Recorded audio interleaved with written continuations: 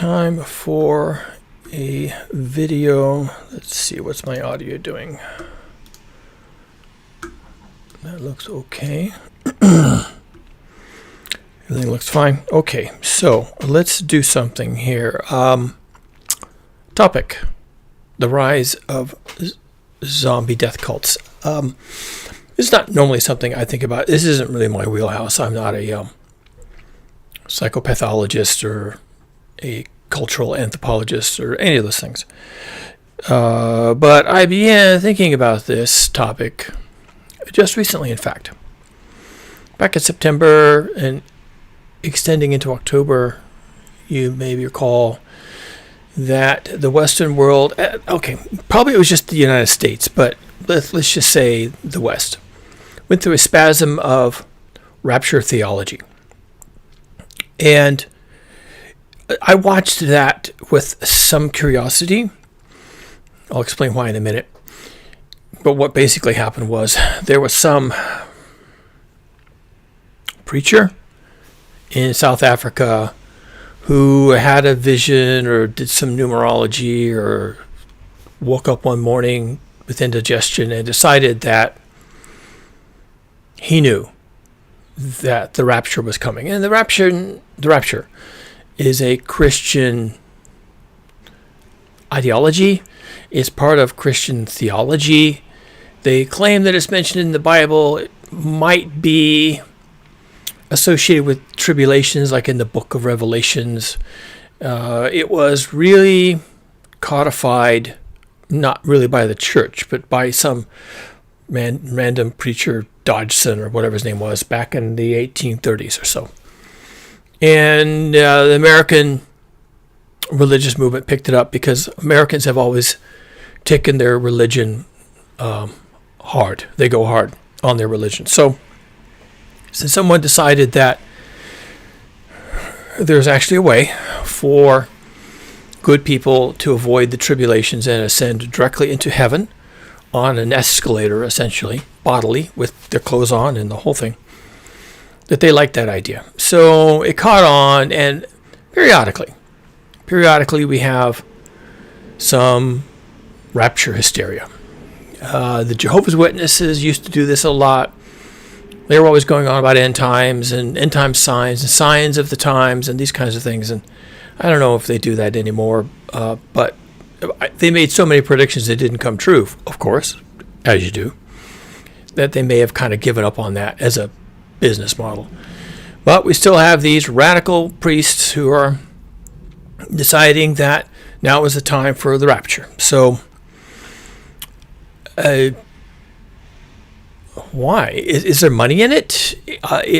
What's the point? I know that people get hysterical about it, which is sort of odd because this happens every 10, 15, 20 years or so, or pretty regularly enough that anyone who's an adult with any means, right? They have their own family, they have a house, a car, a business, they got their advanced college degrees, whatever. They should know that this just happens once in a while and nothing comes of it. But they don't know. What's that about? I can't even tell you. But I found it interesting that in these modern days, we still have people going on and on about the rapture. Now, what is the rapture? The rapture is, we are better than you. We are worthy of life, and everyone else is not. And we are going to be saved directly into heaven to live eternal life, the afterlife, without actually dying. They're just going to live the afterlife in this life. And everyone else is going to suffer. And this is a theme right now in America. Donald Trump is sort of our president. It's kind of all about that. He even campaigned on the idea of he would be the retribution. And that's rapture adjacent. That, and the fundamentalist Christians, the evangelicals were calling him, God's king on earth and anointing him and giving him the crown and all these kinds of things. People began calling him jokingly, of course, the orange Jesus, and he held up the Bible because he held it upside down. That should have been a warning, but anyway, he held up the Bible. He sold his own Bible, the Donald Trump Bible, and so people have decided that he is the way forward. And what they're hoping for is they're hoping to be saved from this life, to be elevated into the kingdom, and everyone else to suffer the tribulations, which involves, of course, death and humiliation and all the rest of it. So this came back to the front for us to deal with in September, and then again in October, which was also a bit unusual. The date came, and nothing came of it. And rather than say, well, okay, well, whatever, got snookered again, they doubled down. There's going to be another date. And I don't know, of course, that date came and went, because, of course. And I don't know if there was a third date, and maybe this is still going on. Maybe this guy in South Africa is still rattling on about the rapture. Probably not. He probably got a bunch of money for doing this. Yeah, people sending him donations. And that's the kind of stuff they were doing. They were giving away their homes, giving away their cars. Why? I whatever. So, and I think there's actually a reason for this. And the reason is interesting. So I usually do global heating on this channel. I talk about science. I point to things that are happening in the world that are, well, what should we call them? Signs? Earthly signs? Sure, why not? Let's call them earthly signs. And that these are indications that global heating is proceeding apace. It is going to damage the planet for our further use. And having damaged the planet for our use, who knows what's going to leave for us. And that's, hothouse Earth is a thing now. We had the hottest Christmas on record. And right now, even as I'm saying this, recording this video, the center of the country, the U.S., is supposed to be heading into yet another round of record heat waves. So this is going on. There you go. This is going on. And one of the things I'm beginning to wonder about, even though this is not really my field, so someone else may want to weigh on this in the comments, what I think is happening to people, and why we had the rapture, and why we had two raptures, and why we have Donald Trump as president, and why he's going to be the retribution, and the Jewish space lasers, and everything else. I think the reason all this is happening is that people are kind of losing their minds at this point. And the reason they're losing their minds,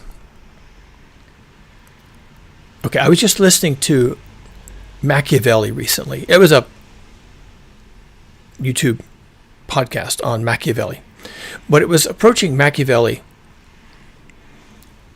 as if he had been a cognitive scientist, because he said a lot of important things about human cognition when he was writing about how rulers should treat people, or, as he was actually recommending, mistreat them.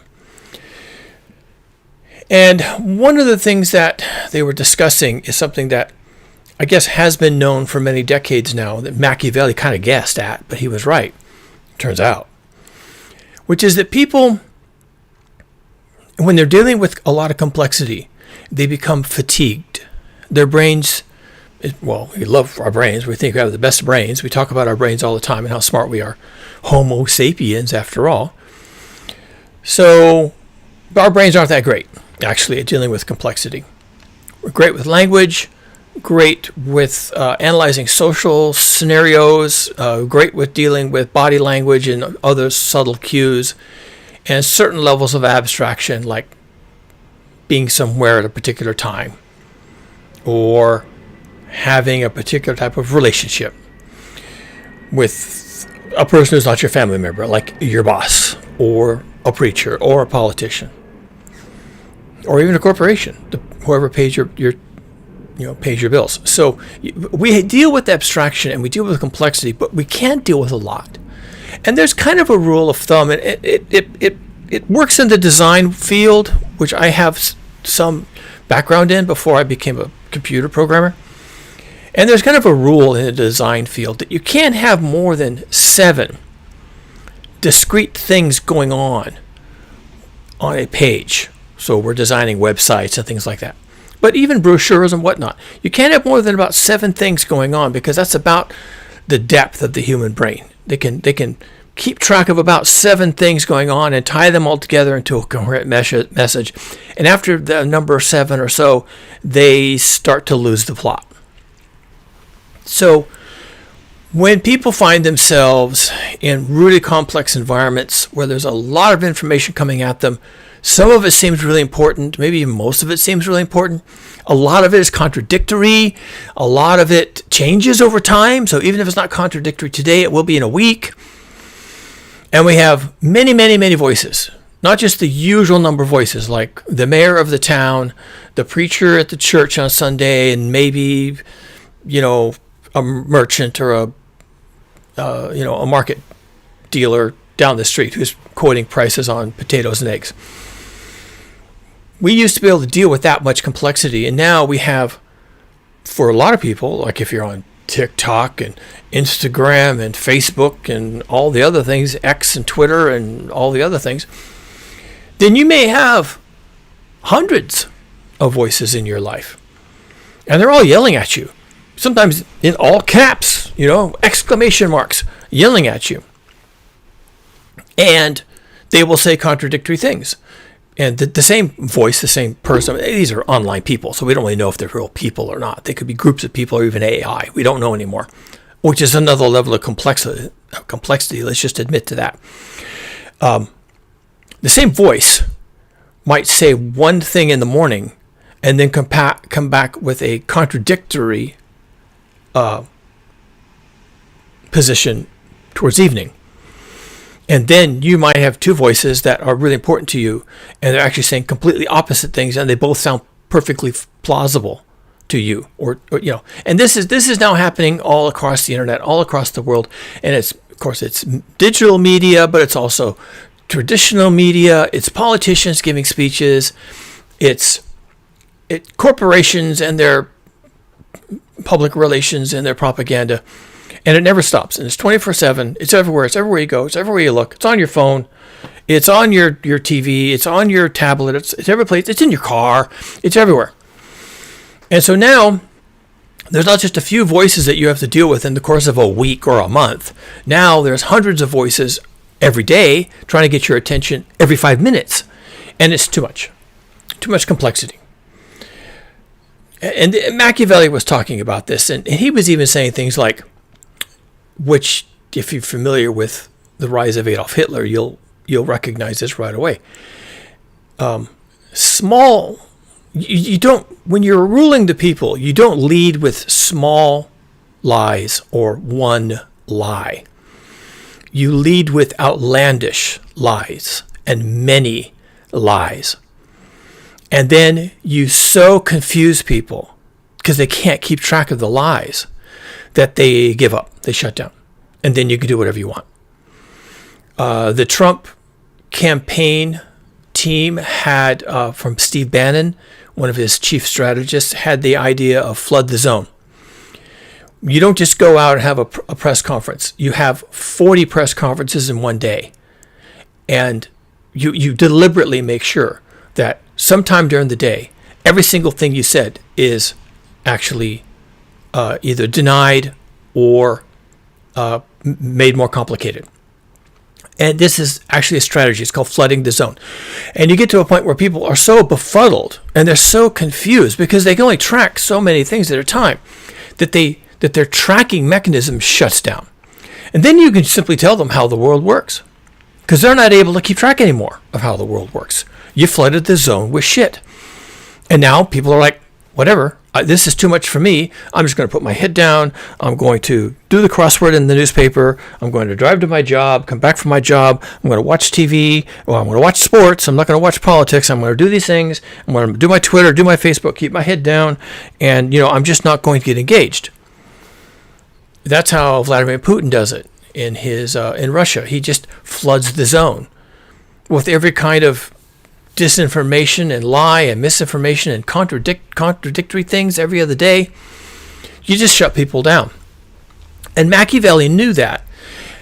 And I've been watching the Trump administration do this, and he was really doing this in his first term We got a little bit of a break under Biden, although not much of a break because the internet is still the internet.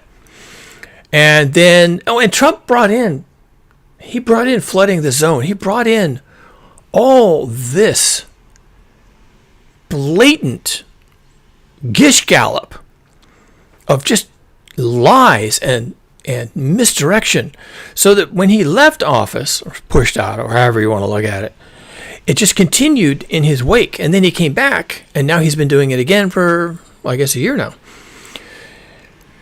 And now the whole system is broken, and it's probably going to be broken for all time.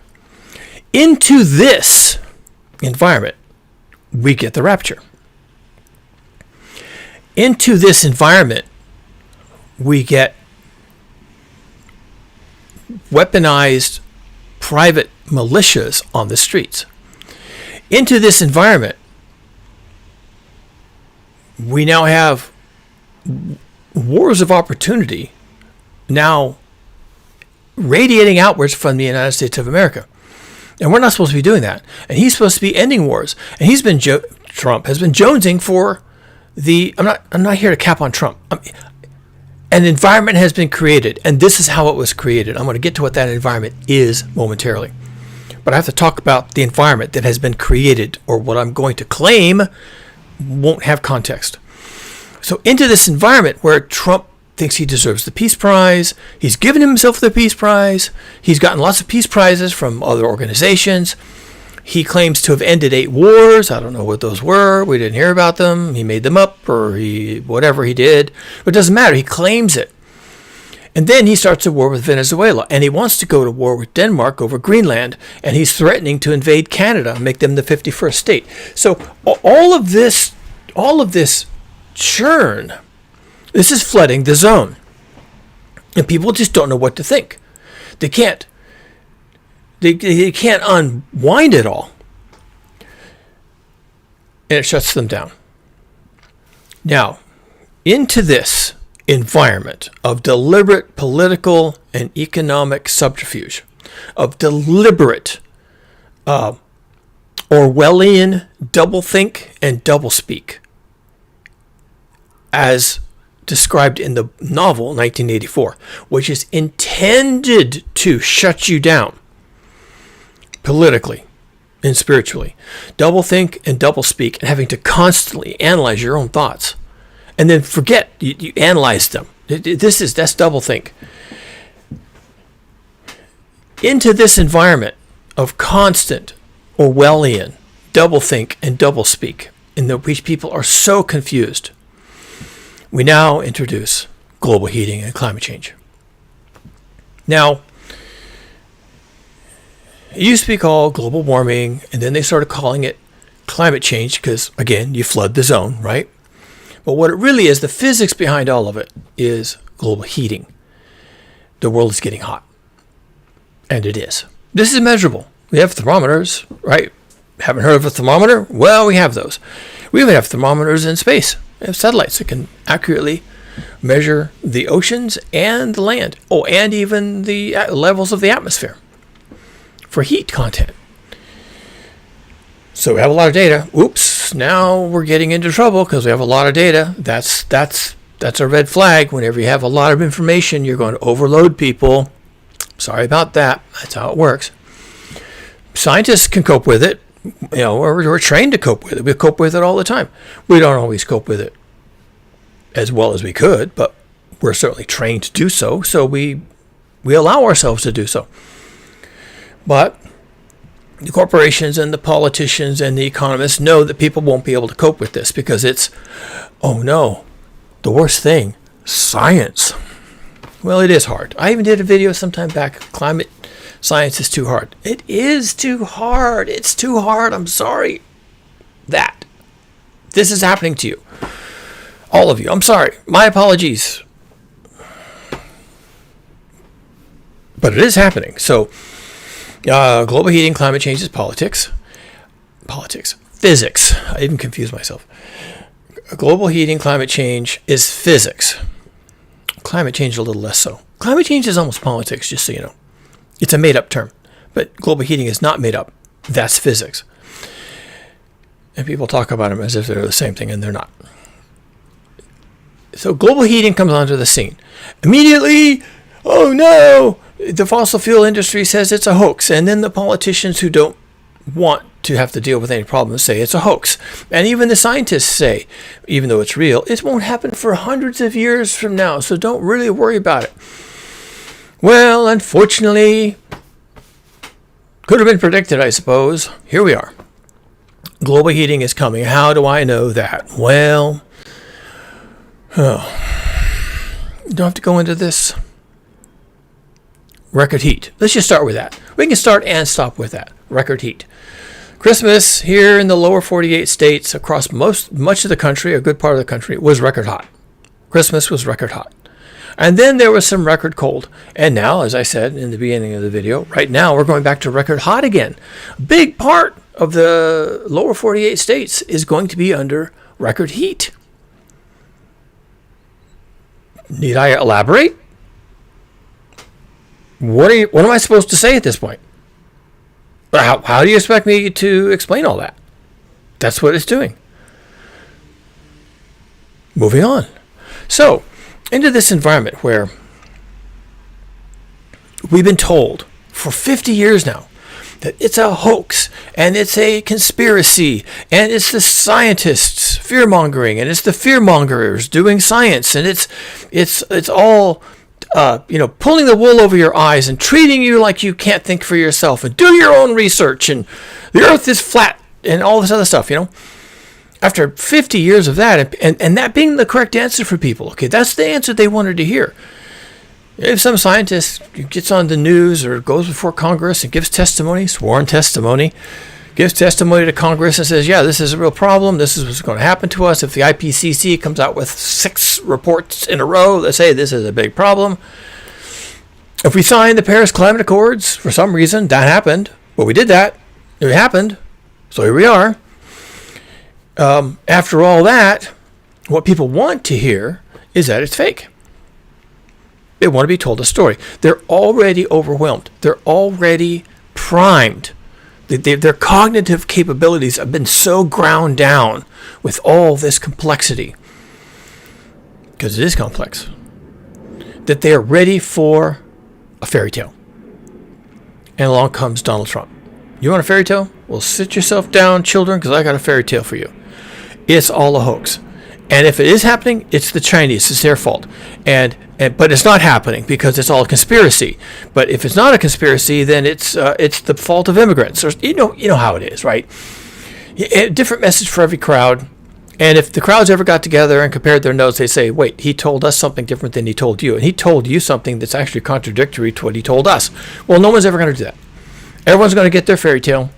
They're all going to go away rubbing their hands with glee. Obviously it's a hoax. Obviously it's the Chinese. Obviously it's not me.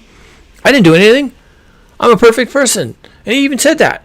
I have to continue doing what I'm doing because it's a hoax. And if it's not, it's the Chinese. And if it's not, it's the Jewish space lasers. So, and they should go home. And their mind is clear. All the complexity that had them flummoxed and boondoggled is just taken away by the fairy tale. Except then, out of nowhere, we got the rapture.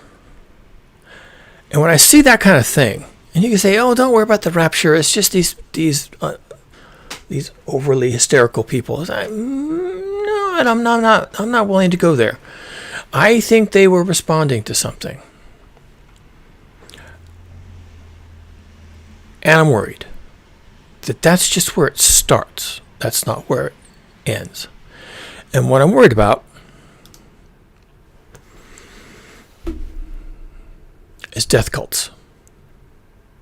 People want out. They want out. And why is that? They got the fairy tale. The fairy tale said it's a hoax. Or if it's not a hoax, then it's a conspiracy. And if it's not a conspiracy, then it's someone else's fault, not yours. So pick whatever you want, right? Something for everybody. But then it happened. It happened anyway. Global heating is happening. And people are noticing. It took them a while. It took them a while to notice. But I'm beginning to notice in comments, the people are saying things like, this weather is weird. Where is this coming from? This should not be happening. I've never seen this before. I've been living here all my life, and so did my grandparents and my parents before me. And we've never encountered this type of weather. This is scary. This is bad. Someone please give me a happy story about what happened and why it's like this. And the happy story that we were supposed to be getting from our so-called elected so-called leaders isn't working, because physics is real. And you can say that it's a hoax right up until the day it happens. And then you can't say that anymore. Well, of course, you can say whatever you want. And there will always be people who believe that, yes, this is the story I'm getting, that it's a hoax, and that's the right story. That's what I want to hear. But then there's going to be a bunch of other people who say, no, I don't think it's a hoax. I think I'm being lied to. I don't think I can trust anybody. I don't think we're going to get out of this. And I'm hearing scary things from people, including scientists, who I thought I could ignore. And now the scientists are afraid, because they are. And the scientists are saying things like uninhabitable Earth, because they do. And they're saying things like hothouse Earth, no longer useful for human purposes, because they will say that, because that's the truth. And maybe we don't know when, except it seems to be happening now. So I guess we don't have to worry about when, do we? And people are noticing. They're hearing that it's a hoax. They're hearing that it's a conspiracy. But what they're seeing is reality. And I think it's going to drive them mad. Because the thing that's real is too complicated to be comprehended. This is the actual danger. The danger is not that the planet is going to heat. It will do that. That will be bad. The danger isn't really that there's nothing we can do about it, because that's certainly true. The danger is that people cannot comprehend this. Well, I can comprehend it, and I can talk about it on a video, and I can go on and on and on and on about that. But when I go out and look in the world, what I see is that people cannot comprehend this, and that's a problem. Because when people start to believe that they don't understand it, it's too complicated. And their leaders aren't going to help. They're not going to lead them. And when they start to realize that they're being basically thrown under the bus by both the scientific community, who can't seem to explain it, and the political community, which swears up and down on a stack of Bibles that it's a hoax, and the people realize that they're being thrown under the bus. Now, I think the scientific community could do a better job and could explain to people what's happening and why it's happening. I try to do that on this channel. But here's the reality of that. It's going to be bad news. You're not going to like it. It's going to hurt. It's going to make you cry. It's going to make you fear for the future, because you should fear for the future, because the future is not looking very good, people. So if I tell you the truth, I'm going to tell you that, you may not have a future because of global heating. An uninhabitable Earth. I mean, what part of uninhabitable sounds like a great thing? And then I guess the question is, when does it become uninhabitable? It's becoming uninhabitable right now. Record heat at Christmas time. Now, it's not a big deal. It's just Christmas time and it's just record heat. But as I worked out in a video a few days back, one of my predictions for 2026, well, actually my only prediction, because I don't think I'm capable and qualified to make predictions, but the one I did manage to do was crazy hot. Towards the last half. Crazy hot. I don't even know what that means. Crazy hot means hot like you were not expecting. People are going to say this is crazy. It's not crazy hot like it doesn't make any sense. Although it won't make any sense, because there won't be an explanation. It'll just be crazy hot. And one of the things that I'm doing with the word crazy is I'm setting up a scenario where the crazy hot weather, unexplainable, inexplicable, no reason for it, no explanation, no rationale. And yet it's a hoax. And it's going to be crazy hot. And it's going to drive people mad. The combination of it being so complicated, because it is, and the combination of that being wrapped around it's all a hoax, or it's the Chinese, or it's not you, it's some other enemy within. The way this is being handled, and the way it's going to be handled, and the way it's going to arrive, and that entire package is going to drive people mad, is my worry. It's going to drive people over the edge.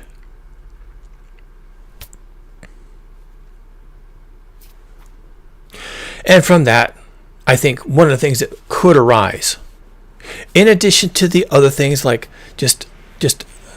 what do they call it? Stochastic violence. Stochastic violence is violence that is just unhinged. It's not terrorist violence, because that requires somebody to be thinking about what their goals are. And it's not even criminal violence, where they're like trying to steal things and make money, or it's not political violence, where they're going to go take the flag and they're going to run the country. It's just stochastic violence. It's just random, out of the blue, not tied to anything except insanity. We will get that. And that's almost like the normal thing now in America. Stochastic violence is on the rise. It's going to dominate our cloud of violence eventually, and it will spill over into the rest of the world slowly from here. What I'm actually more concerned about, although that's going to be bad, what I'm really more concerned about is death cults. Death cults. Now, let's see. I do my browser here. Yes. So I did a query because I'm just kind of worried. Am I noticing something that's happening? And so I did a query, and this is what I got back from the AI.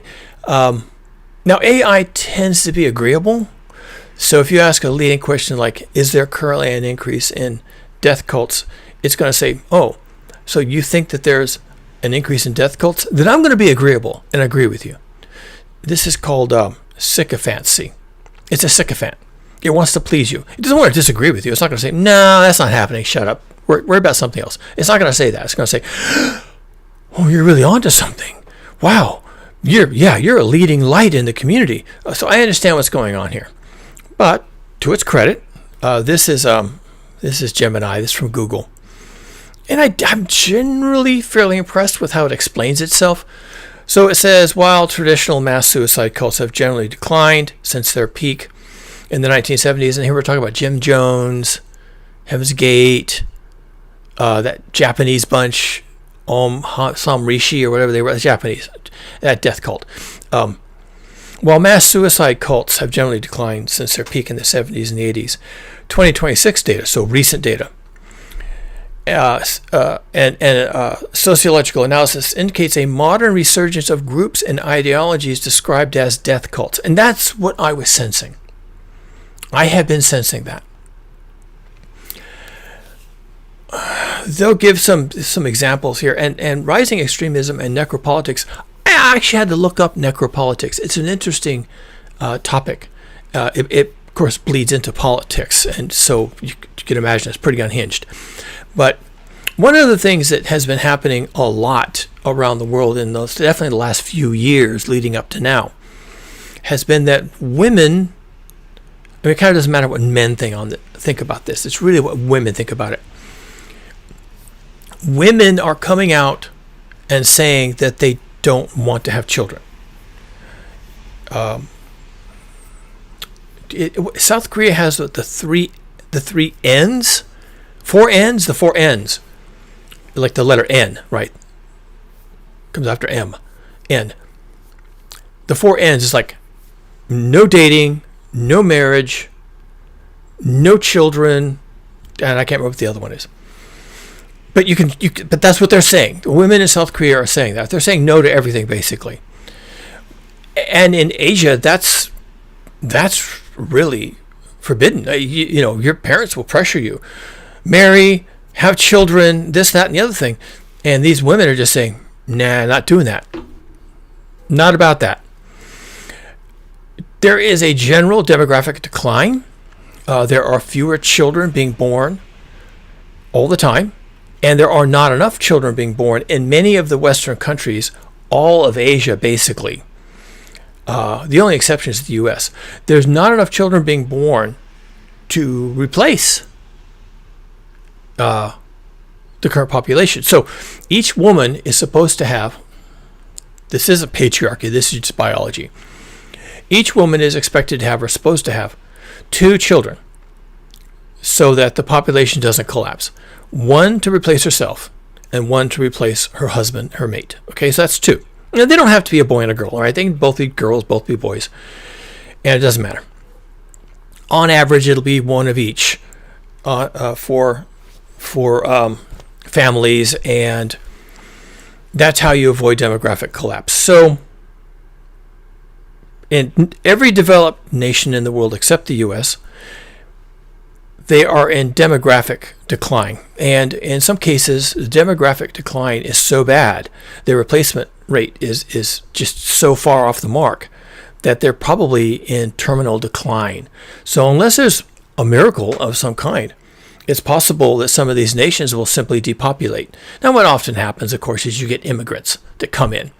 And a nation will even invite an immigrant class to come in and do the work, right? Take care of the old people, take care of the babies, have the babies, all the different things that immigrants can do. Excuse me. Wife just got home. And that's why the birth rate in the U.S. is not collapsing. We have a strong immigrant culture, and they bring their own families with them quite often. And if they don't, then when they come here as a man or as a woman, and then they get a job and they do things, then they find a mate and they marry, and the woman has 2 children, or 3 or 4. And some immigrant communities have fairly large families. That's maybe a traditional value. So in the U.S., because we have a fairly strong and vibrant immigrant community, and they still have values of having children and sometimes large families, the U.S. is not, by and large, in demographic decline, and certainly not in terminal decline. Now, of course, the Trump administration is working very, very hard to reverse that. So stay tuned. That could all change.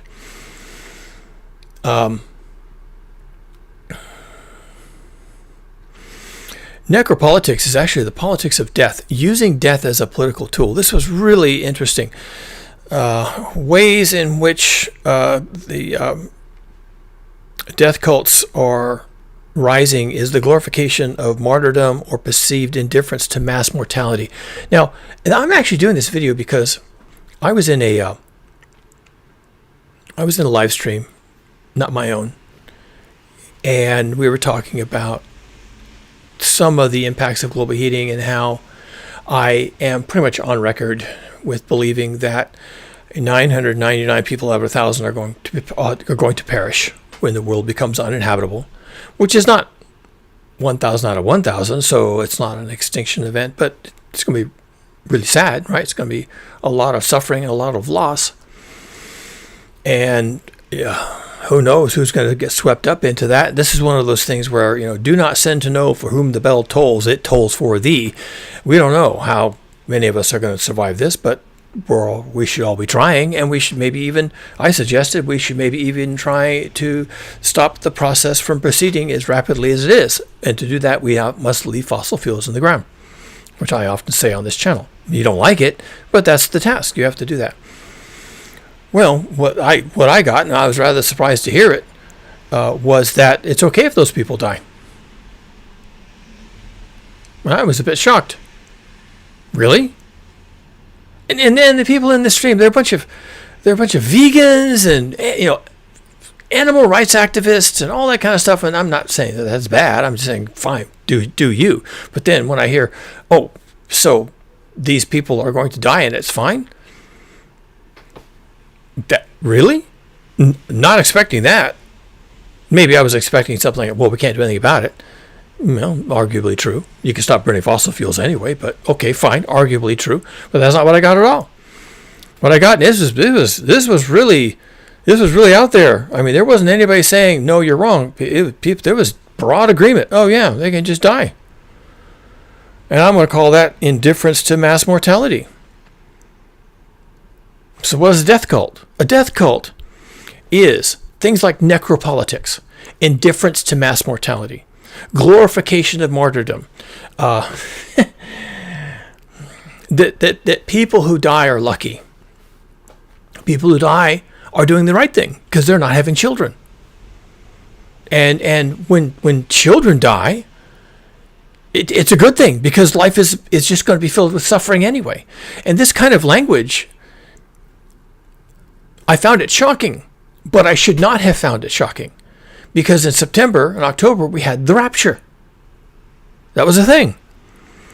So for me, all these points start to connect into a pattern. A pattern.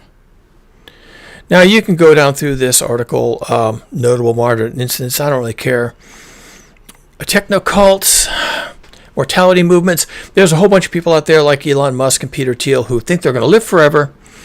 They don't know really how they're going to do that, but they're going to live forever. They're going to upload their brain into a computer, and these classify as death cults because in order to live for eternity and upload your consciousness into a computer, you're going to basically abandon your body to death.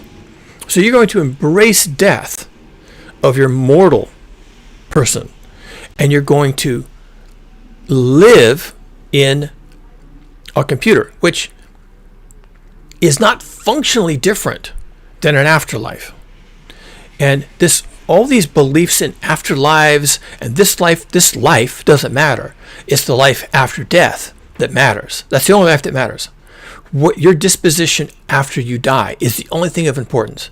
And this life is hell, and it's a hellscape, and it's full of trauma and suffering, and you'll be lucky when you die because then you get to go to heaven. That's basically a death cult. That's seeking release, seeking justice, seeking a better world through death. Now, I know people don't see it that way. They see it as hopeful, a hopeful message that there's something good for you after life. But there's a undercurrent that is always there, that this life is suffering. And you only know peace and justice when you die. And almost every notable death cult in history took that approach. You may not like to hear that, but that's how this works. And these tech bros, they're really into this stuff. It's really scary when you listen to them. They all get all big-eyed and flashy and sparkly, and we're gonna die, and we're gonna upload our brain to the computer. And it's like, dude, you're sounding like a Christian evangelist. Just chill out a little bit. Digital transformation of cults. So the increased visibility of death cults and cult behavior in general, but death cults in this context, is that a lot of it is now digital. So I guess the tech bros are partially correct, right? Our lives are being lived more increasingly in a digital realm. And people are putting more of their energy about their life online than they do in real life. So slobs, overweight, diabetic, living in their mom's basement, online, act like a Chad, in a video game warfare simulator. And when you ask them, is life worth living? Well, they're living their life online. And so long as they can be online, I guess that's their life now. And is it worth living? Well, do they have enough internet bandwidth? Do they have enough tokens to buy elite weapons in their warfare simulation? Who knows? But where their values are. But a lot of this stuff is now internet-based. And then this last entry is actually what I'm about today, which is global heating. Fascination and membership in these groups typically spike during periods of global crises such as the social fallout following the COVID-19 pandemic. Now, the COVID-19 pandemic is kind of akin to global heating. It's physics. It was a virus, but it's the same idea. The virus was real. It was a real thing. It could be genetically sequenced. It could be measured. People got sick from the virus and they had pathologies in their bodies. And then sometimes they got over it. Sometimes they did not. And if they did not, then they died. So there's real ramifications of a virus. The virus ramified in the real world. And so was global heating. But whereas there is a way to escape the virus, you might just get over it, right? You're not getting over global heating. So in the case of people's tendency to find peace, and this is what, again, Machiavelli was saying, when people are confronted with a lot of complexity or inevitability, they seek peace in a fairy tale. And that fairy tale can just be an outlandish lie, which is what most politicians do. And that's who Niccolo Machiavelli was speaking to in his writings. He was speaking to politicians, and he was telling them, to rule the people, you must confuse them. And then you must give them a simple story to alleviate the pain of their confusion, which you created, which you deliberately created so you could give them a happy story. And then you control the story narrative. And now they went from being people who could think clearly about the world to being a bunch of people who are simply waiting for the next fairy tale. And now you've won. And that's Machiavelli. And if that sounds like a bunch of horse shit and like he was a bad man, well, guess what? A lot of people think he was a bad man. And, to call someone Machiavellian is a pejorative. But he was writing about people manipulating people through confusion and storytelling. So as global heating becomes a real thing and starts to frighten people, people are going to look for a way out. And trust me, Donald Trump is not the only person willing to tell a fairy tale, a happy story about what's happening. And the happiest story of all stories is a story that we've all grown up with. We've been primed with this story, and it works for billions of people every single day. Billions of people have already pinned their entire life trajectory on this fable. It's been around for thousands of years, and the fable is this. Everything good that you will ever personally experience, you will only experience after death.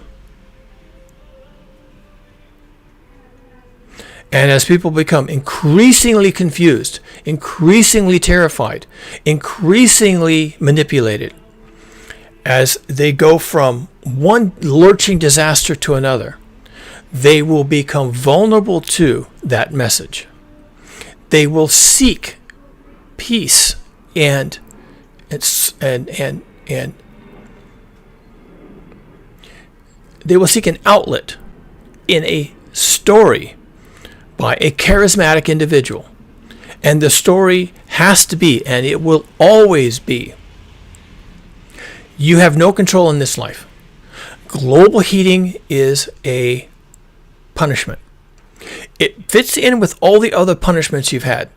Every time you were mistreated, every time you lost your job because of that thing you said, every time you were thrown in jail because of something that shouldn't have mattered at all, when your wife left you, when your kids said they hated you, every bad thing that ever happened to you that you didn't have any control over, it wasn't your fault. And furthermore,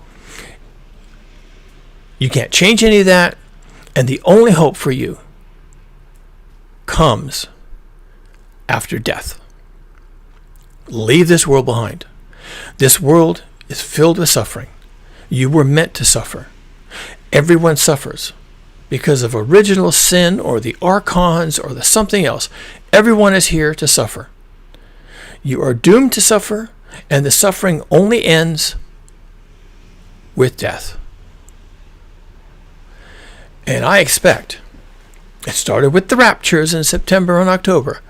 It starts with Trump and his fairy tales. But I think where this is all going to head, not for everybody, but on an increasingly visible and larger scale all the time, is going to be people wanting the happy story. And the happy ending of the happy story, of the fable, the happy ending of the fable is death. That's the happy ending.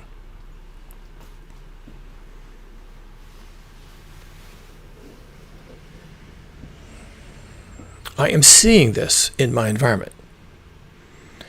Maybe I'm overinterpreting it. Possibly. I wasn't thinking about it before. This really isn't my wheelhouse. I didn't have these thoughts at all. I didn't ideate along these lines at all. I kind of always assumed that people would struggle. They would try to save themselves, and their families and their children, right? They would try to save themselves. They might do the wrong thing. They might, get in their car and drive out into the freeway thinking that there's a better place on the freeway. And, then of course there isn't, and they run out of gas, and then they're in the desert, and they're walking in the heat, and then they drop dead, and then the carrion birds come, and, so things could go wrong. But I thought that they would be struggling when things went wrong. I thought that people would be looking for water and food and shelter, riding in the capitals. Where's the water? Where's the food? Where's the FEMA money? Where's the FEMA tents? FEMA in the U.S., by the way, is being dismantled. Federal Emergency Management Agency is being dismantled. Just yesterday or the day before, they fired most of the employees. There's not going to be any FEMA. There's not going to be any Trump relief riding over the hill in a white horse. You're on your own. But I thought that people would struggle. I thought that people would come together and form communities and help each other and share their resources and do this for survival. Because that's how we've always survived. We never survived individually. We're tribal. We form villages. We form communities. We have large extended families, and we help each other, and we pull together, and we share resources, and we do it for the obvious reasons. And there's not even any question. Of course we're going to do this. And now I'm wondering, hold on, are we really going to do this? Because all these online warriors who think that they've got it all figured out, and they're just going to buy themselves 6 or 7 more AR-15s and another 10,000 rounds of ammunition, and that's going to be their answer. And I'm like, thinking here, maybe we're not going to do this. Maybe we can't do this. And in a world where people just can't figure it out, in a world where people just don't know what's going to happen, I think they look for the easy way out. But the easy way out starts with a fable, a fairy tale. And the fairy tale is, yes, you're suffering. Yes, there's no escape. No one's coming to help you. You're totally on your own. You're an individual on your own. No family is going to support you. There's no community. There's no village. There's no your church, your synagogue. No one's going to help you. You're on your own. It sucks. It's terrible. You're alone. You're frightened. You know you're going to die. You don't want to die alone. So join our cult.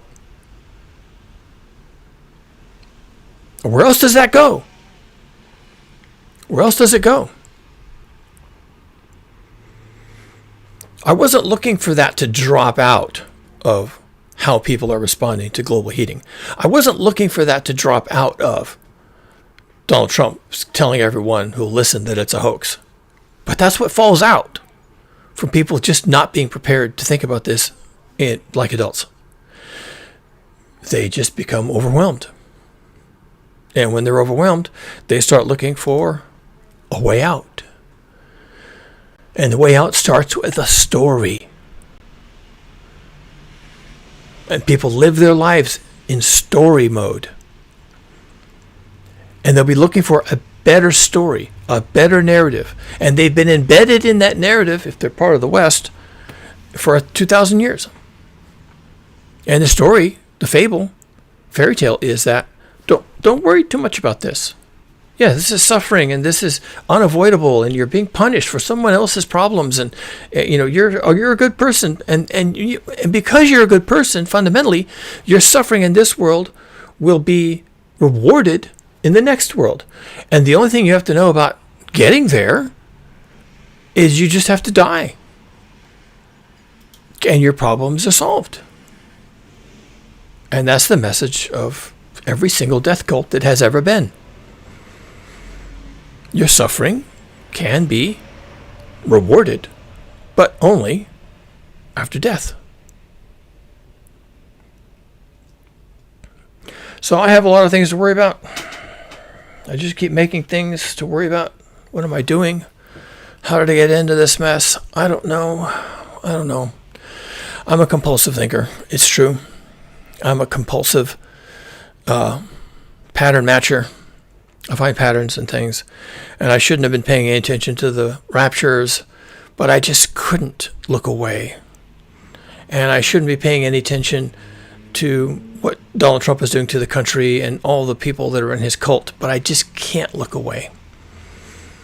All the talk about the retribution and the punishment, and I just can't look away. I just have to watch it. And when I tell people, most of the developing world is probably going to perish, and they're like, fine. Then I'm a bit shocked, but should I be? It's a death cult. It's already a death cult. I'm embedded in a death cult. I realize that now. And global heating isn't going away. Oh, it's not a hoax either. Sorry, but really sorry about that one. Oh, sorry, not sorry. It's just the way it is, okay? And it's not going away. And as it presses in harder on people and they start to squeeze, they're going to look for a way out. Watch for it. And don't fall into it. Don't listen to these people. They've got... What do they want from you? Well, sometimes they want money. I mean, if you're going to die anyway, right? If you're going to die anyway, just give me your money. They want money because they're not going to die. They're here to make money, and their life doesn't suck. And if they get enough money, they'll just go live in New Zealand and avoid the whole problem. Or they'll go live on Mars with Elon Musk, right? The only thing that's between them and heaven on earth, because that's what they're really angling for, is money, or the lack thereof. So if they can get all the money from all the people who are mired down in misery before those people check out and go into the afterlife or the after whatever, and enjoy their just rewards. But before they do that, just get all their money. And that's what was kind of happening during the rapture. People were giving away money, and they were giving away cars and selling their homes. And why would you bother if the world's going to be destroyed and you're going to be in heaven? Why do you need to sell your house? Why do you need to give away your car? You're going to leave it behind. I don't understand the logic. Either you're going to be raptured into heaven or something else is going to happen. Go ahead and keep your car. But that's because I think clearly about these things. And maybe because I even know better what they're talking about than they do. And the reason why I can know better than they do about their own rapture is because they're hysterical. And why are they hysterical? Because they're terrified. They've lost their minds.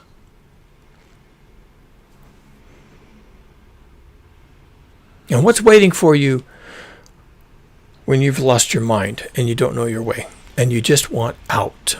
What's waiting for you? What's the quickest way out? There's your homework. Here's your homework. You tell me what's the quickest way out of your misery. You tell me. In September and October, it was the rapture. Ooh, rapture. Well, that didn't work out, did it, folks? So, as we like to say, now what? What else you got? That's all I got. If you're not subscribed to the channel, you probably should be, because you know I'm going to come back here and do something absolutely outrageous. And if you are subscribed, thank you for watching, getting this far, and leave a like, leave a comment. What do you think about the rise of death cults? Am I on to something here, or am I just grasping at straws? Is this clickbait? I mean, what do you think? Okay, I'm honestly trying to figure this out. I'm honestly trying to figure out where people are headed with all this, and I'm not liking the answers I'm coming up with, okay? And I'm coming on here and sharing this stuff, and I'm not liking the answers I'm coming up with. I should have mentioned my book, and I should have mentioned the part of my book link in the description, available on Amazon, where I talk about the zombie cannibals. Hey, it's in the book. You should buy the book and read the book. Also available in an ebook format, and everybody that's got a phone or a laptop computer can read an ebook at like $3 or something. So you might want to get the $3 ebook just for the zombie cannibals, because, man, I go savage on the zombie cannibals. Do I ever? I'm going to make enemies with the zombie cannibals. Ha ha. I don't even care what you think. I think we're in trouble.